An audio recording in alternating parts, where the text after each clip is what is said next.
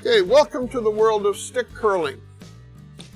Curling Canada recognizes stick curling as a viable way to enjoy a game that I'm sure most of you have enjoyed for most of your lives. So congratulations to those of you who have curled for a long time, and if you have knees like mine or whatever other physical ailment you might have, you want to continue the game, but using the traditional slide curling delivery is not going to be very comfortable. This video is to help you from a technical perspective, but before we do that, I want to mention some things about equipment, especially in terms of safety. You're in a little bit more of a dangerous situation when you're a stick curler because you are in an erect position, and falls from an erect position are almost always falls that are backwards. And so I'm a cyclist, and part of my bicycle is my bicycle helmet, and as a stick curler, I don't step on the ice until I put on my snowboard helmet. There are all sorts of approved helmets that you might use. Here at the Glen Harper Curling Center, we have some ice hockey helmets. I just happen to like the snowboard helmet. So I don't step on the ice unless I'm wearing a helmet. My brain might not be of value to everybody else, but it is of value to me, and I don't want it to be stuck in neutral when I fall to the ice and hit my head. So I really encourage you. It may be not what your peers will have, but your brain doesn't know what your peer group is wearing. It only knows that you've protected it. So please wear a helmet. The next important safety feature, interestingly enough, is your footwear. You should always have what we call in curling a gripper configuration, whether it's an actual gripper that you would purchase at the curling facility or if it's a pair of athletic shoes. You don't want to wear gripper slider, even though you might have done that during your playing days. So helmet and gripper footwear all the time. And now, the reason that we call it stick curling. There are probably more types of sticks out here than you can shake a stick at, no pun intended. So this is a very popular design.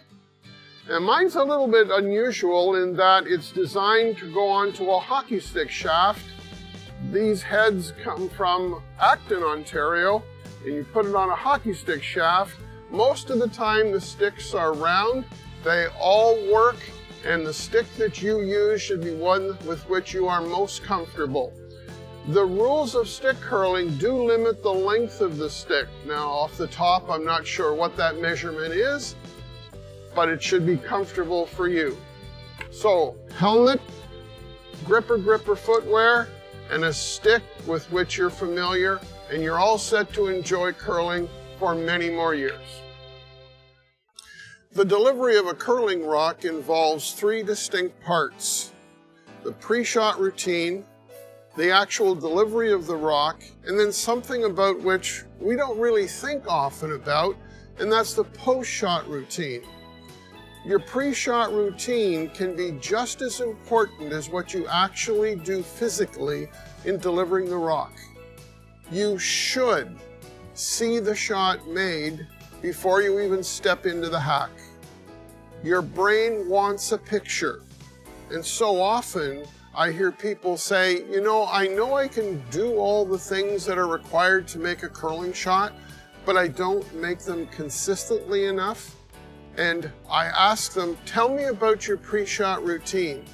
Do you visualize? Do you see yourself successfully make the shot?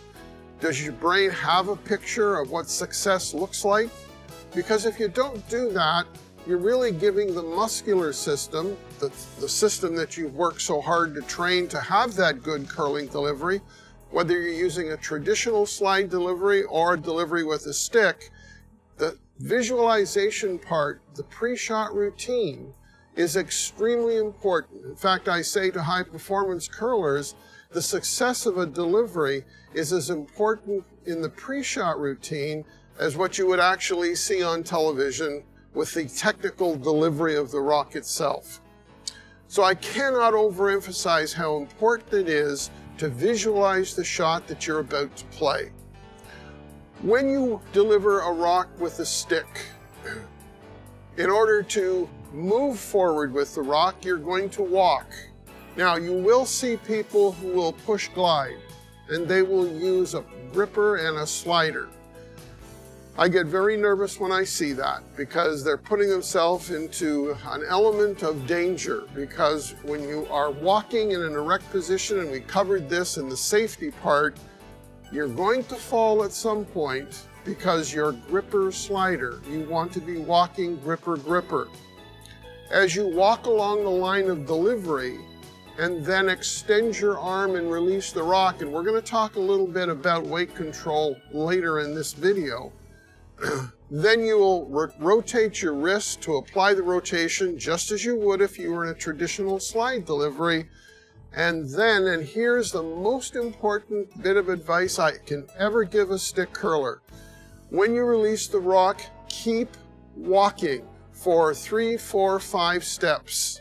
It's going to really increase your ability to control the weight of the stone. So many stick curlers, when they get to the most critical aspect of the delivery of the rock, they stop walking.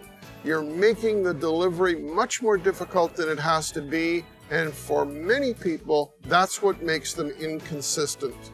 So pre-shot routine, walking with the rock and extending your arm, applying the rotation, and then walking 3, 4, 5 steps before you come to a stop. And then, and here's the best advice that I can give in the post-shot routine part, say to yourself, what did I learn? Was that a little bit too heavy? Was it too light? Was I wide? Was I narrow? Put it into the database. It's one of the great challenges of our sport. But if you never say to yourself, what did I learn? The chances of putting very valuable information into the database is going to be, well, non-existent. And that, again, is what causes people to be inconsistent. While the skips are changing positions, and before my skip calls the shot, I'm going to clean the running surface of the rock off to the side, brush it out of the way, and carefully set it onto the ice surface. You notice that I set my stick on the hack, because this is metal. If it's warm, it can actually melt into the ice. I see that my skip has the brush on the edge of the 8-foot. I start my visualization. For me, I see a red ribbon from the bottom of my skip's brush right to the middle of the hack. And you'll notice that I'm standing a half step behind the hack. I don't step forward into the hack until I can see my imaginary red ribbon. And I put my stick in the center of my body, and the stick never leaves the midline of my body, ever, ever, ever. It's going to be a counterclockwise rotation, so the gooseneck is going to be at 2 o'clock.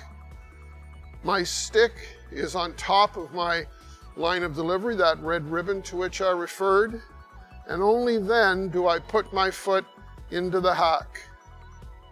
Because I'm a right-handed curler, I must deliver from the left hack, and it's my right foot which must be in the hack to the left of the center line. Now I'm ready to go.